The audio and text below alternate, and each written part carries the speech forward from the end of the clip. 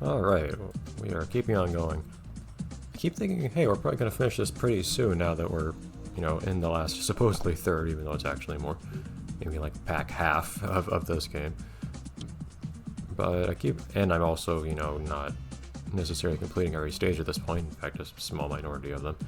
But somehow, I guess I'm just willing to give each stage enough time that we're still moving fairly slowly anyways. Not that I mind too much. Although I am really curious what it's going to be like getting to another game at this point. I'm specifically advanced, supposedly, so I guess I'm not a beginning skier.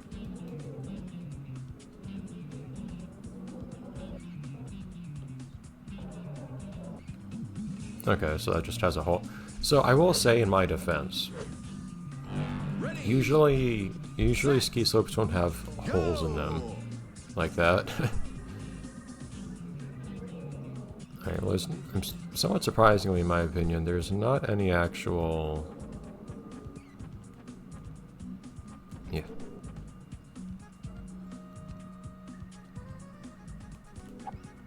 There's no actual qualifying time on this one, I don't think, so... I actually take this a little slowly. This doesn't seem too bad that so far. Time travel. Didn't expect that. Time bonus there, okay.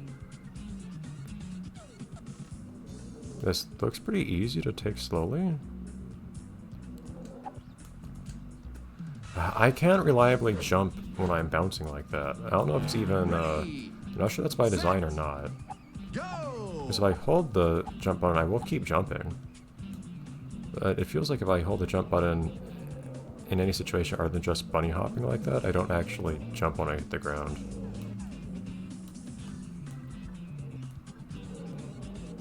Anyways, as I was saying, this doesn't feel too bad to navigate so far. We'll see how that changes, because there may be some really rough part at the end. Or something like that. Time travel.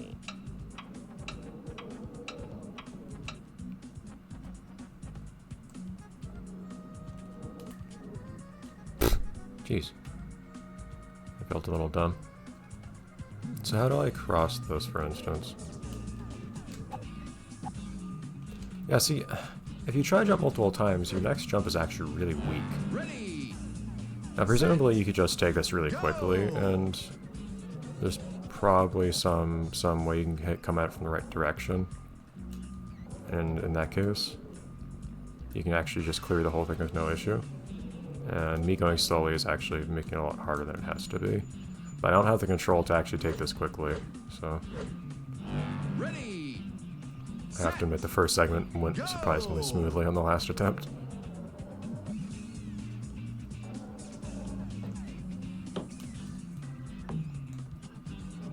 Alright.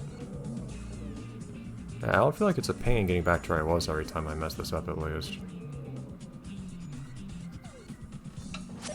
Time travel. I don't know if doing a tiny hop is sometimes productive or not, because it does feel like it could be useful, the fact that I actually do get to, and those 3 gaps in a row are a pain. I'm not entirely sure how to try to hit the last part. It's like I have much control at that point since... Oh. I pretty much set my trajectory a few hops ago at that point. And I forgot what I was trying to say before I got interrupted. I don't know. Oh, I was wondering if hopping could be sometimes actually not counterproductive to trying to not fall off a ledge, because if I'm moving sufficiently slowly enough when I hop, it does give me an opportunity to build up some backspin while I'm in the air. And that backspin can actually be pretty powerful once I land. I'm not sure whether it works out in my favor or not, since of course I am, while in the air, still moving in the direction I don't want to be moving. I don't think there's any secret to doing this involving staying on the right hand side here. I don't think.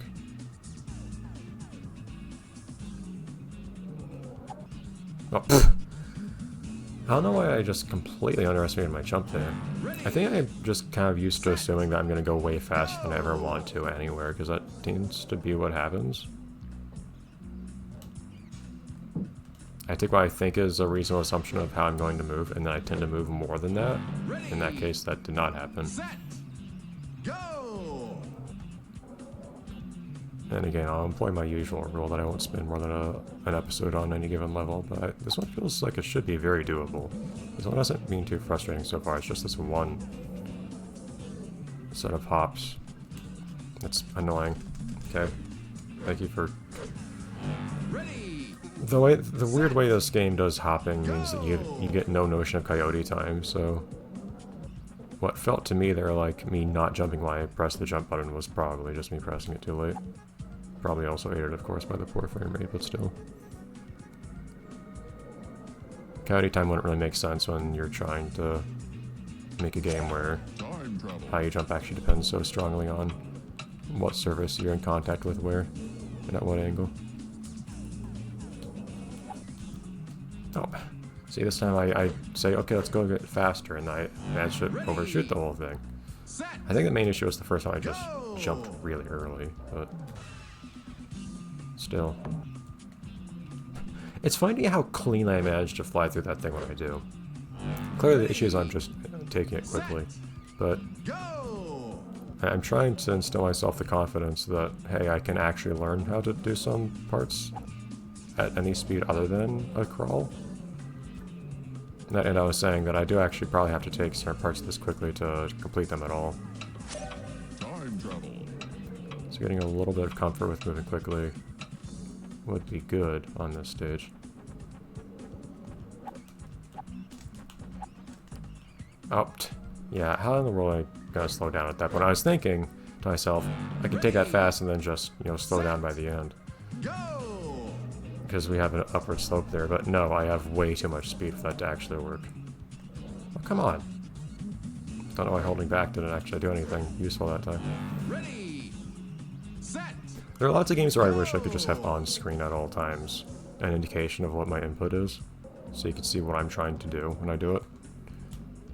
That was another thing I liked a lot about Quarter Reaper, is that you actually can have an on-screen indicator of what orientation I'm holding the remote at. And something, darn it, something took my eyes off the screen for just a second, and it was just the wrong second.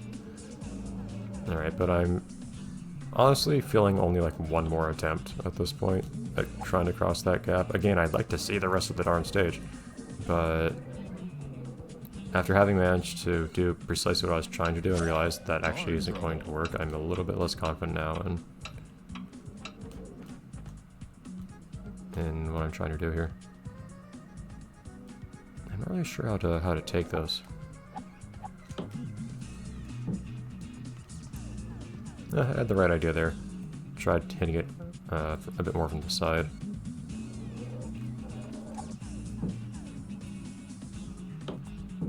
Alright, now I gotta do some jumps. Okay. Ah! Okay, I didn't realize that was as slanted as it was. I didn't think I'd bounce off the side. But I'm content. I prefer to finish the thing, but pretty happy with having gone as far as I did there. Okay. Oh boy, a lot of gems and 1 minute. Great. We'll see where this takes us.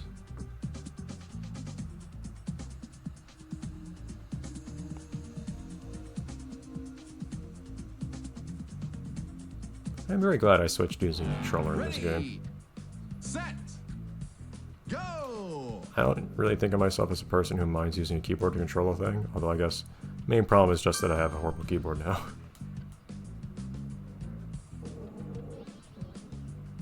that drops and repeats inputs horribly. Super jump.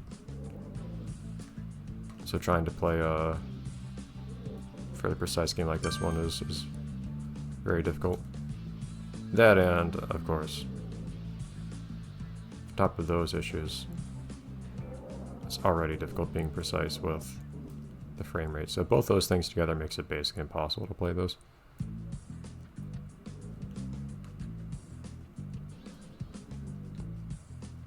Should be other gems up here, right? And there you go. Figured it would be half and half or something.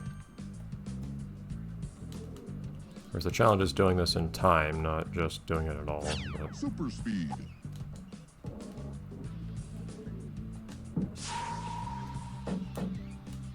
Ah. I can at least try to do this one without Ready, set, go. doing it within the specified time. That should be pretty easy. Could do a jump instead, in theory. I think the super jump was more just so that you could get from the lower to the higher tiers.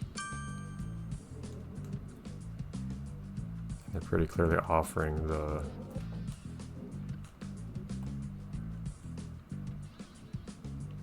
There we go. Pretty clearly offering the...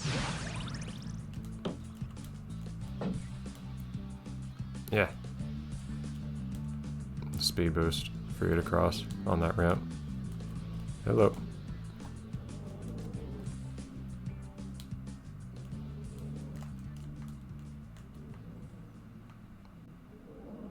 Where are the gems over here? If I was able to get the gems in a reasonable time on this side, one's yellow on yellow, fantastic. That wasn't an issue, actually. Would have had an okay chance at completing this one. In the qualifying time, I mean to say. Super jump. That's still a super jump down here, okay. Just like last time. Where's the other...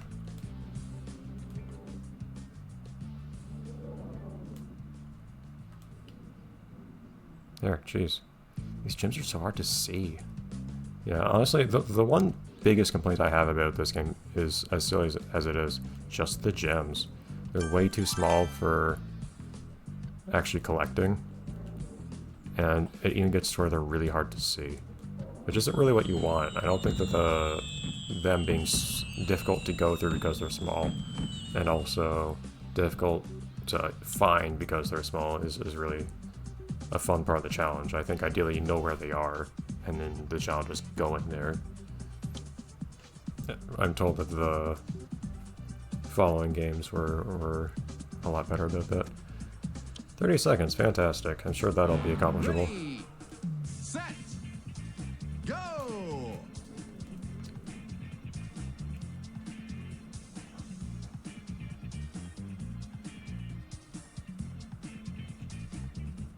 So you have to make a weird cycle here, I guess. So it's as laggy as things tend to be when dealing with moving platforms, though.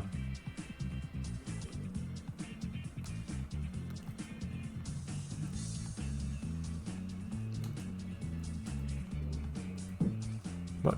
Okay. What? How did I get that kind of spin? I don't know where that came from. Ready, set, go.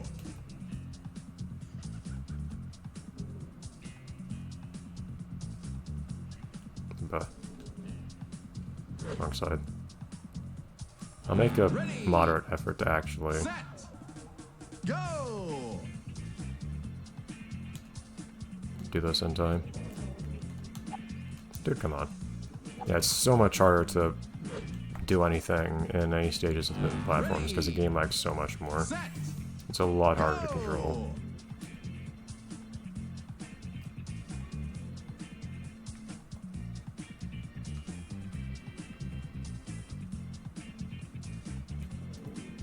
go. Yeah, that's kind of awkward placement on my part. Oh well.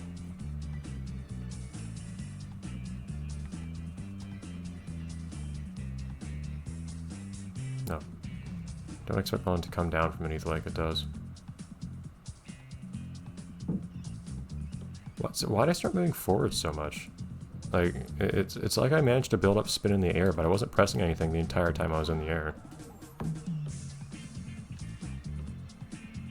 Alright, I'll take it. Alright. Actually completed some stages this time, although I guess not for real. Did better than on some other stages, I'll put it that way. We actually got to see all the stages and so on. Next time, we fall. It sounds tough because you don't have much control in the air, and also you accumulate lots of spin in the air even when you don't press anything for some reason, which is strange to me. Like I was just saying, that I dropped onto an elevator not pressing anything in the air the entire time, and I suddenly got a big burst of speed forwards when I landed. It was strange to me. Anyways, see you then.